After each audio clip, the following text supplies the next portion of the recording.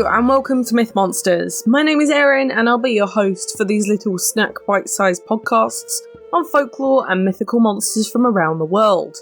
These podcasts focus on the actual cryptids, folklore and mythic monsters from global mythology, rather than focusing on the full stories of heroes and their big adventures.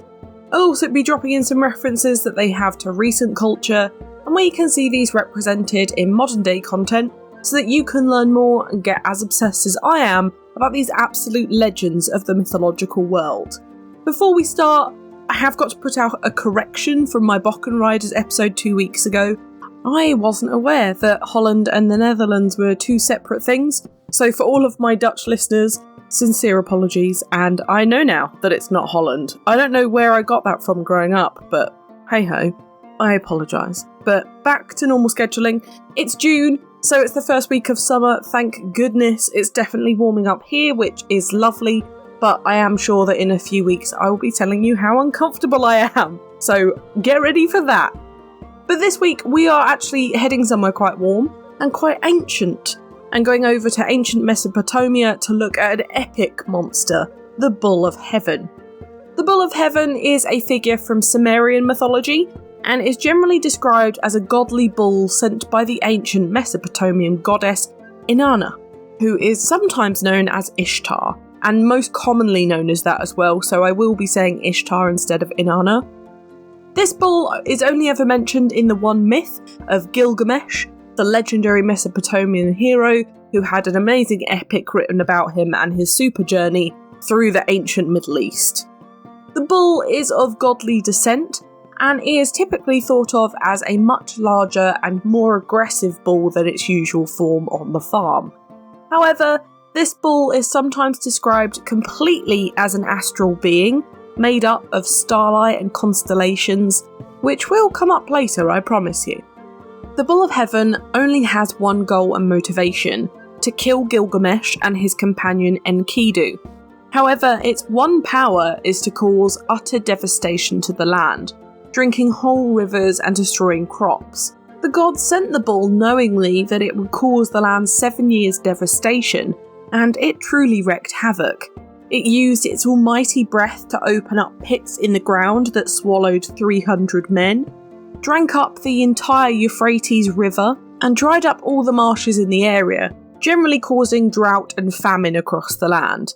I will go on to describe the myth more in a moment, but the bull meets its end at the hands of Gilgamesh and Enkidu just by mortal means. He has an axe wedged into his noggin, a sword thrusted into his throat, as well as being hacked into pieces by our heroic duo. So there was no immortality or anything particularly supernatural post the fact that it was blessed by a goddess and was abnormally big and had an equally big appetite. Now, I have talked about ancient Mesopotamia before in other episodes, but just in case you weren't aware, it was a whole civilization, and I'll talk more about the civilization in a minute, but it constituted of Sumeria, Assyria, Babylon, and Akkadian, which geographically are Iraq, Turkey, Kuwait, and Syria. They had their own civilization as well as their own pantheon of gods, and they were completely separate too, and are still worshipped within modern day pagans who branch into that pathway of paganism within Mesopotamian mythology. But now, on to etymology. As you can imagine, there's not very much for this one, mainly because it is what it is. It's a bull sent from heaven. There's no other way I can put it, to be completely honest. I can't even find a translation from the ancient Sumerian or whatever language it touches on within those civilizations. I can't find another translation. This is just what it is. So, that's all I can tell you, honestly. The history and story behind this monster, though, is a lot more interesting. And of course, it comes with its own myth. The Bull of Heaven comes from the Epic of Gilgamesh, one of the world's oldest pieces of text and poems, dating all the way back to 2100 BC, which is over 4,000 years ago, considering we're in 2023 AD now. There are some debates whether it could have been a bit earlier, around 1800 BC, but we just don't know. However, what we do know is that it was written within the Bronze Age, during the Akkadian Empire of the Mesopotamian civilization. Now, this civilization was around all the way from 10,000 BC all the way to the 7th century AD in the 1600s. During this time, they experienced a whole load of things in a civilization, such as caveman way back when, a Roman takeover, which of course was particularly common around these kind of areas, and finally a Muslim conquest in the 600s, which officially ended the civilization and in turn paved the way for the countries involved, including their religion and culture in the modern day. However, one of the most significant events was the fall of Babylon in 539 BC, where one of the 7 wonders of the world, the Hanging Gardens of Babylon, were destroyed forever. Now, there are debates on whether this existed at all. It was Julius Caesar's 7 wonders of the world, so it could have been made up, but we really don't know. We lost a lot of these 7 wonders. Alexandria and the library no longer exists, so it's really sad how we've missed out on a lot of bits of culture, and they're just not here to research anymore. Anyway, I can talk about the fall of ancient civilizations forever, but we'll talk about Gilgamesh now. So his story came from this epic, and it's all about him. He was the king of Uruk in Iraq, and he actually oppressed his people so much so that they asked the gods for help. Yeah, I know, this isn't how your usual hero story will work, and he is not your average hero. He actually starts off pretty bad. He was pretty awful as a king. And the gods actually responded to his people by creating him an equal that would challenge him, Enkidu, who he eventually went on to become pals with, because that's just a normal thing, I suppose. I'm not going to tell you the whole thing. The whole epic is 12 tablets long, but the whole gist of the story is that they go on loads of adventures together at the behest of some of the gods, because, funnily enough, Gilgamesh is not the greatest person ever. But it's an interesting one. I highly recommend you read it. But our story with the Bull of Heaven kicks in on tablet 6, where the Mesopotamian goddess Ishtar, or Inanna, who is the god of love, war and fertility, falls for Gilgamesh and puts it to him to become his mate. She really wants to hook up with him. However, Ishtar doesn't have the best track record with lovers, such as the god Dumuzi, god of shepherds and actually Ishtar's husband, who she allowed demons to drag down to the underworld as her replacement when she descended that one time. Gilgamesh knows this and refuses Ishtar, who is mightily offended, and goes back to her father, the god Anu, king of the gods and sky, to send the Bull of Heaven to avenge her. He flat out refuses, as it's a little bit much, and Ishtar threatens to raise the dead and destroy the living with them if he does not. Anu goes on to warn his daughter that if the Bull of Heaven is sent to Earth, there will be 7 years of devastation. Ishtar knows this and provides him with 7 years of provisions to account for it and to feed the people for this time. And Anu finally agrees. Ishtar lets the bull loose in Uruk and it does just that. Total devastation of the city, resulting in hundreds of deaths and a horrendous drought and famine. Knowing this is probably his fault, Gilgamesh and Enkidu go up against the bull, with the latter pulling the bull's tail to distract it, whilst Gilgamesh thrusts his sword into its throat and smacks it on the noggin with an axe, killing the beast.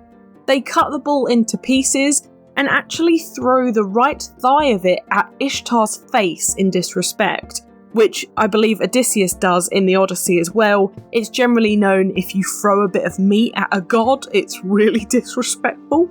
But they go on to have a massive feast to celebrate the bull's death. Ishtar, in contrast, is pretty offended, and she gets all of the prostitutes in the land to mourn for the bull, and curses Gilgamesh and Enkidu, where one of them must die as a punishment for slaying the bull. The gods eventually choose Enkidu, who quickly gets deathly sick and dies after dreaming of the underworld one night. The rest of the epic is pretty much Gilgamesh being really sad about his friend's death, and then actually realising his own mortality and getting deathly scared of his own. But yeah, that's generally how the Bull of Heaven fits into the epic. I hope you enjoyed that little tiny telling of Tablet 6, and maybe a little bit of Tablet 7. But some scholars say that the Bull of Heaven in this story is meant to represent natural disasters such as earthquakes, famine, as bulls were generally compared to them within ancient times. Another is that they may represent summer and the coming of drought, infertility and death, which also gives Ishtar her perfect representation through an animal, much like how we would associate Aphrodite, who is Ishtar's equivalent in Greek mythology, with the dove. It's just generally one of those little animal linkages that they all have, and the sacred animals to them. Now, the bull of heaven is still with us to this day, but it's in the stars. The bull is most commonly associated with Taurus, the constellation, and the second star sign within the zodiac. It's sometimes said that Gilgamesh is also written in the stars within Orion, which faces Taurus to symbolise their combat. I actually think that's a very, very cool idea. If you are born between April 20th and May 20th, you will know this sign well, and apparently you are stubborn as a bull too, being a Taurus. This is the most common explanation behind Taurus itself, but the Greeks thought it was Zeus, king of the gods, when he was abducting Europa in the guise of a white bull, or it might be his consort Io, who he turned into a cow to hide from his wife Hera. Another is that it might be the Cretan bull from Heracles' labours, but we just don't know. To ancient Egyptians, Taurus was the sacred bull who brought spring, and to the early Hebrews, it represents their first letter of the alphabet, Aleph. And honestly, there are loads of bulls within mythology throughout different cultures. Heck, I've told you just 3 from Greek mythology there. But the biggest mythical comparison is Gugalana, who is the husband of the queen of the underworld in Mesopotamian mythology, Ereshkigal, and the sister of Ishtar. His name directly translates to Wild Bull of Anu, and when Ishtar descends to the underworld in her own epic, named Ishtar Descends to the Underworld, she says that she's visiting for his funeral. Some scholars believe that Gugalana is in fact the Bull of Heaven. However, there is so little information on him as a god, it's really difficult to draw a full conclusion. This, of course, isn't helped by some of the epic tablets being missing or broken and damaged over time, and it's a real shame that we don't know more about this character and actually about this civilization and their pantheon of gods. Now, onto modern media. There is nothing on the Bull of Heaven, but I can cover some Gilgamesh media so that you can see their fight and the story that covers the bull. At least you can kind of see them as a supporting character in these, so that'll do.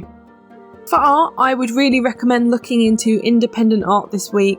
There's a real lack of classic art for this, I'm afraid. However, there are some statues and stuff you can look at with the bull and Gilgamesh, but again, I can't recommend them to you because there are no dates or artists attached for me to pass on.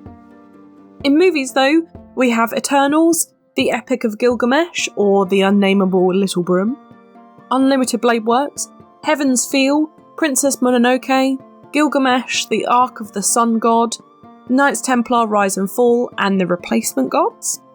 For TV, we have Ancient Aliens, Gilgamesh, American Dad, The Tower of Duraga, Fate/Zero, Fate/Stay Night, Star Trek, The Secret Saturdays, Hercules the Legendary Journey, and The Outer Limits.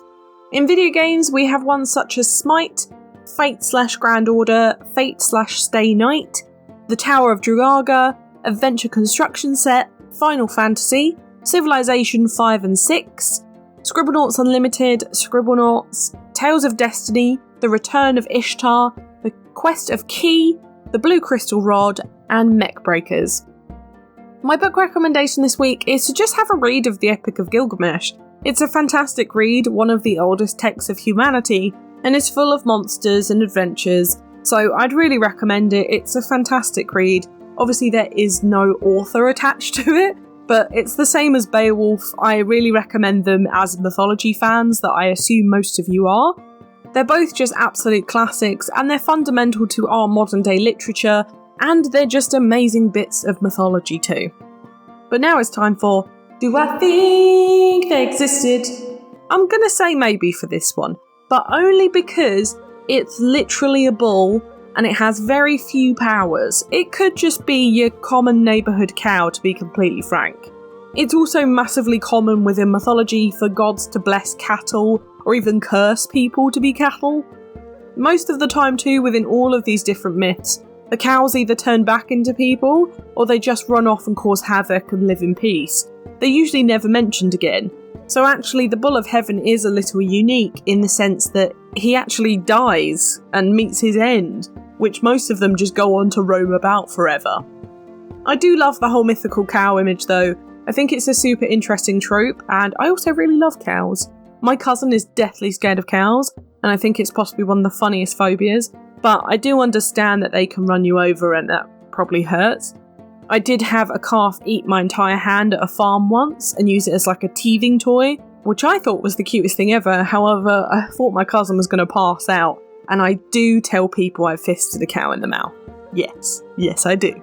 But what do you think? Did the Bull of Heaven roam the ancient Mesopotamian land? Let me know on Twitter, I would love to know what you think. It's a really interesting one this week. I really like monsters that overlap with gods. It does make them tricky to write up, I must say, and there was actually very little research on this monster too. It was quite tricky. But in comparison to last week and the immense description I could give on that one, this one is certainly lacking in comparison, but the history is much richer and more defined. But next week, we're heading over to the Caribbean for the first time, and we're looking at a vampiric entity from most of the islands, the Succulent. Join us next Thursday for this flying fireball of a monster. For now though, thank you so much for listening. It's been an absolute pleasure. If you enjoyed this podcast, please give it a rating on the service you are listening on. I've got the Twitter for any questions or suggestions on what monsters to cover next, and I'd really love to hear from you. The social media handles for TikTok, YouTube and Instagram are Myth Monsters Podcast, and the Twitter is Myth Monsters Pod. All of our content can always be found at mythmonsters.co.uk, and you can find us on Good Pods, Buy Me a Coffee and Patreon if you want to help me fund the podcast too. Come join the fun though, share this with your pals. They might love me as much as you do. But for now, stay spooky. I'll see you later, babes.